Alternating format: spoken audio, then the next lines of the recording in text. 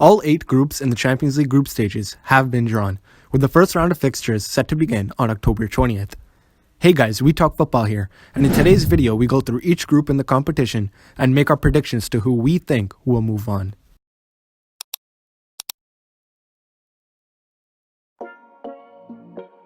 So how this video is going to work is I'm going to be picking the 2 teams who go through to the knockout stages, the team that tops the group, and I'm going to be explaining a little bit why. Number 1 in green is who I think will finish top of the group and advance to the knockouts, and number 2 in red is who will finish runner-up in their group and also qualify for the knockout stages. For example, let's start off with Group A. This should be a no-brainer to who is going to finish top of this group. I personally think, and I'm sure many of you do too, the defending champions Bayern Munich will top this group easily. Their team is just so stacked. Even with Thiago leaving, Bayern's lineup is just so unbelievable. There is some good competition in there though, with the likes of Atletico Madrid who knocked Liverpool off their perch last year, which brings me to my next point. The team that will finish second, in my opinion, will be Atletico Madrid. They actually look really good this year, and with the addition of Luis Suarez, they are more than capable of beating the very best in this competition. Group B, I think it's pretty straightforward once again. With Real Madrid getting thrown out of the competition last year by Manchester City, I think they're going to have something to prove, and I fully expect them to finish first in this group. I personally have Inter Milan finishing second. Last season they had a great run into the Europa League, making it all the way to the finals, but unfortunately just falling short against Sevilla. Group B is probably the most straightforward group to pick, as there isn't really much competition for Real and Inter. Group C, I don't know what it is with Man City getting easy draws a lot of the time.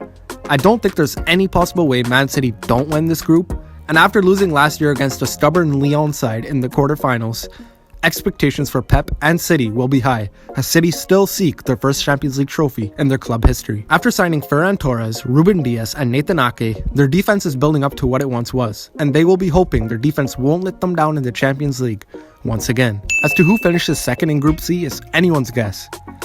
I'm not too familiar with Marseille, Olympiacos, and Porto. However, I do think Porto will finish second in this group. If you disagree, let me know in the comments, but it really could go either way as to who will finish second. Now Group D, this will be a great group to watch. I do think Liverpool will top this group, but that's not to say nobody else could finish on top of this group. After being knocked out by Atletico Madrid in humiliating fashion at Anfield last season, Liverpool, much like Real, have something to prove in the Champions League. Ajax and Atalanta, now that is great competition. Ajax have lost a lot of their stars, including Hakim Ziyech and Donny van de Beek more recently. However, I do think Atalanta beat out Ajax for second place in this group. Last season, Atalanta made a great run into the Champions League, but eventually lost to PSG in the quarterfinals. However, they did finish third in the Serie A last year, and I have therefore gone for Atalanta to finish second behind Liverpool in Group D. Group E. Call me crazy, but I do think the Europa League champions Sevilla will actually top this group ahead of Chelsea for a couple reasons. Chelsea's squad still needs time to settle in, as we haven't exactly seen them flourish like many of us expected, but it is also very early days into the season. With that being said, I think Chelsea will finish second in this group. What Lampard has done over the summer is exceptional, securing the signings of Kai Havertz, Timo Werner, Ben Chilwell, Thiago Silva, Edouard Mendy, and Hakim Ziyech. If this team begins to gel together, watch out, because they could very well go deep into the Champions League and win this group. Rennes, who are also in Group E, could very well beat Sevilla or Chelsea to a place in the knockout stages, as they are currently sitting on top of the French league at the time of this recording. So this group could be one to keep your eye on. Group F, Dortmund, Lazio, Club Brugge, and Zenit. I'm going to go with Borussia Dortmund to win the group, as they are the obvious choice. Don't underestimate Lazio, as they are very talented, but I just think Dortmund are far superior. With the likes of Jadon Sancho and Erling Haaland, surely they'll contribute into Dortmund topping this group. Lazio, in my opinion, will finish second. With a natural born and bred goal scorer in Immobile, surely both Dortmund and Lazio will qualify for the knockout stages, as they both should see out this group rather easily. Now Group G is what all football fans have been waiting for. For the first time, Cristiano Ronaldo and Lionel Messi will meet in the group stage of the Champions League. The 2 most decorated scorers in the history of the competition, and the 2 individual icons whose success has constantly been measured against each other. After the sacking of Maurizio Sarri, Juventus appointed Andreas Pirlo as the new Juve coach, despite his complete lack of experience. Meanwhile, Barcelona this season began a much needed transition under Ronald Koeman.